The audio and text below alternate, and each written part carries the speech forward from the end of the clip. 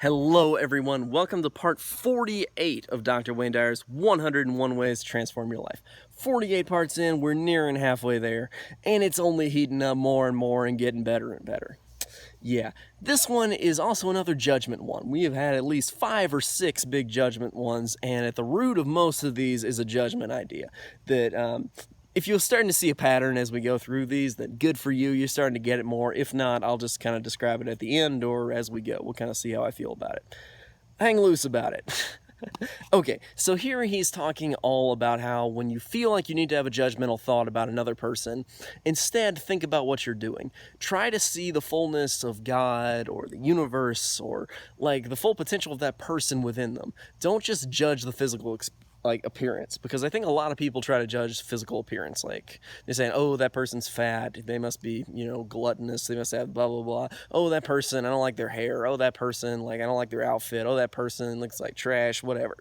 People are always doing this, just like judging each other by their physical appearance, and he's saying that's not okay. Like you can't just go around judging people based on who they are. Try to see the good in them. Like actually strike up a conversation, see what kind of person they are, because some people with physical appearances are terrible people. Some people with terrible physical appearances are fantastic people. And he's saying, don't look at just the physical appearance.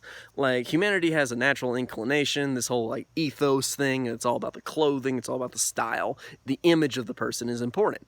An image may very well be important if you want to influence other people. But try to look at the good beyond just the people's clothing and their appearance and things like that is what he's really getting at here. I think this is fantastic just because people are always doing that kind of thing. I always notice that in middle school, high school, even after that period where people are just going, oh, I must have this problem. And, like this person, they're just like looking at the physical appearance and they're not really seeing the full potential in those people. So that's basically the idea. Stop looking at just the physical appearance and try to find the people that are really in there, beyond just what they look like.